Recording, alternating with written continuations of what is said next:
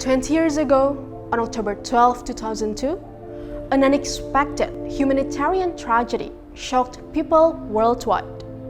3 bombs exploded in the so-called paradise and the island of God's Bali, claiming the lives of 202 people.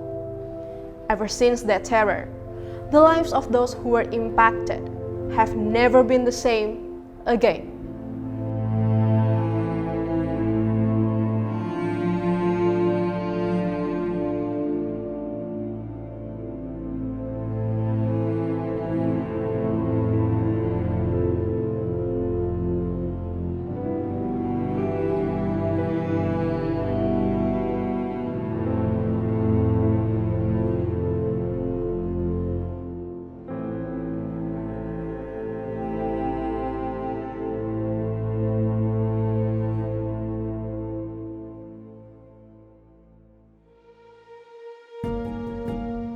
Saya namanya Tiolina Marpaung, biasa dipanggil sama teman saya Lina.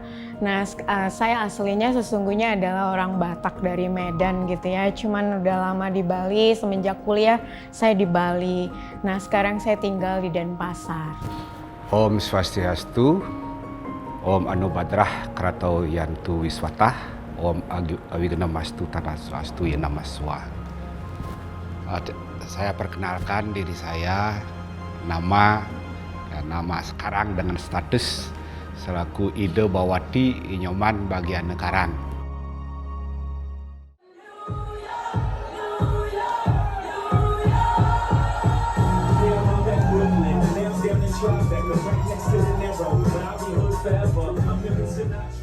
Jadi waktu itu sesungguhnya kami ada di sana itu karena hanya melintas dari Jalan Legian karena pulang dari acara pelanggan kantor kami.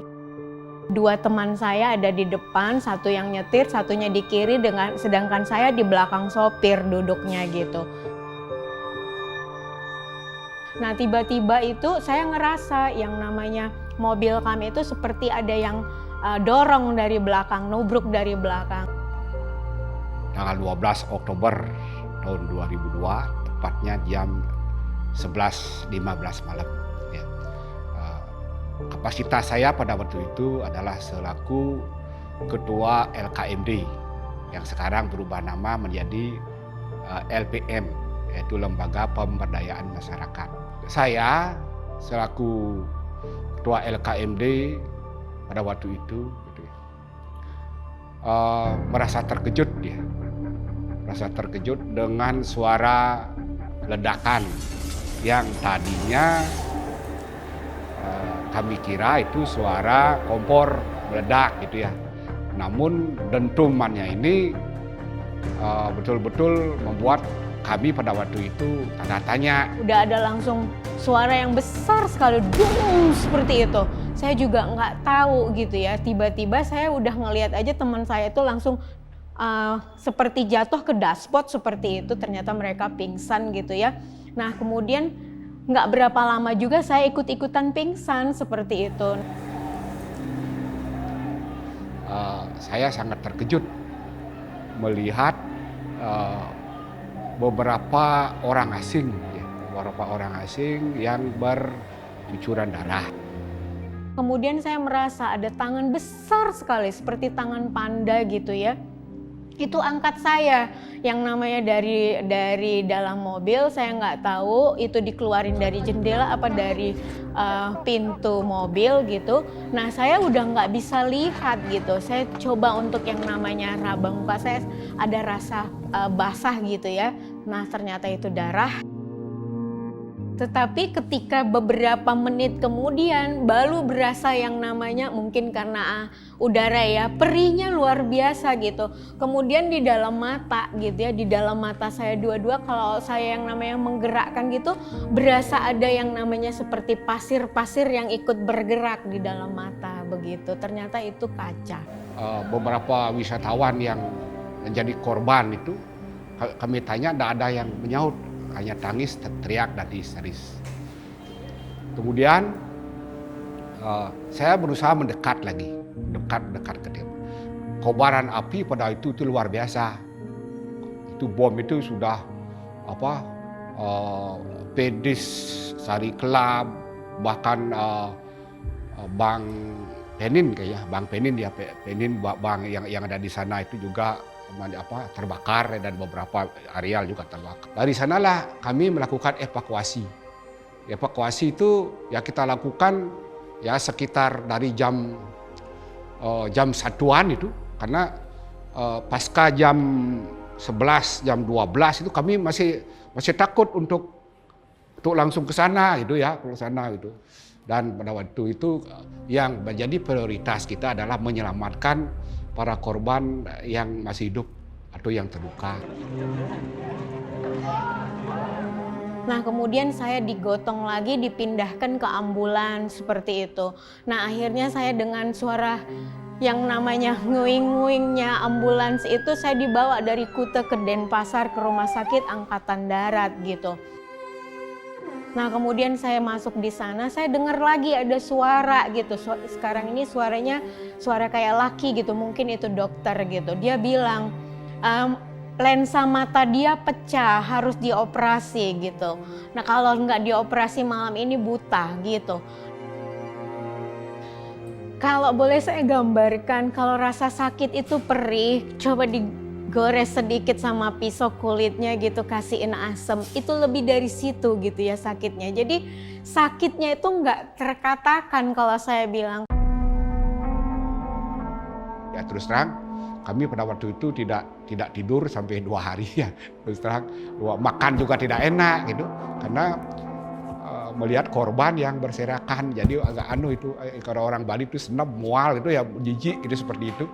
Namun prihatin gitu, namun prihatin gitu. Sedih, prihatin, kadang-kadang marah gitu. Itu perasaan-perasaan yang saya rasakan pada waktu itu gitu. Dan ya terus terang saat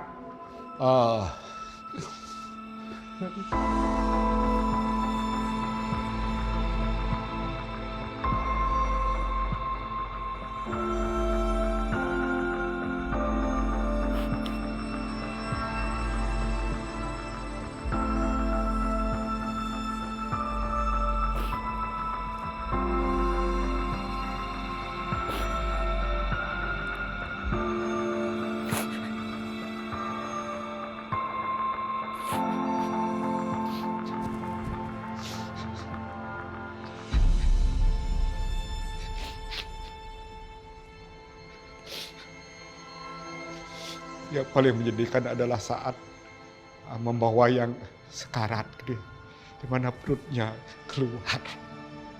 Ini sudah aduh sekali. Itu yang paling, apalagi saya sendiri langsung menyaksikan bagaimana tubuh-tubuh puluhan terpanggang gitu.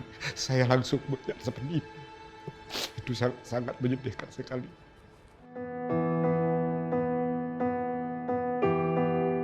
Saya dibawa ke Jakarta setelah izin dari dokter untuk ada di recovery di rumah sakit ini di Jakarta di Kuningan, khusus untuk mata. Namanya tambah lagi karena trauma saya masih ada dengan kemacetan. Jakarta dengan kemacetan kayak gitu, saya di dalam mobil itu kayak orang nggak tenang banget gitu. Nah, mama saya bilang nggak ada bom lagi, udah tenang aja. Nanti kita sampai di rumah sakit semuanya dokter udah akan cek gitu. Tapi saya nggak bisa nyaman gitu ya, karena kadang-kadang mobil itu jalan, kadang-kadang diam seperti itu. Itu membuat saya lebih gila lagi gitu di dalam mobil.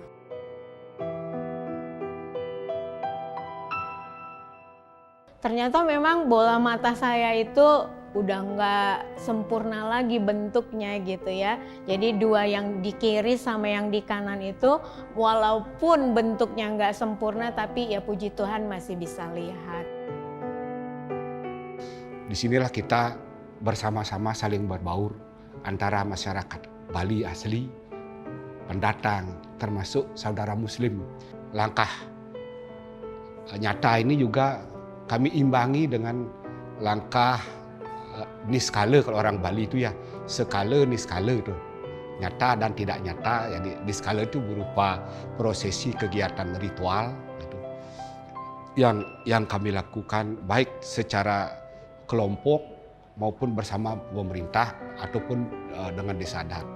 Ini ada upacara yang besar namanya Kari Pubaya.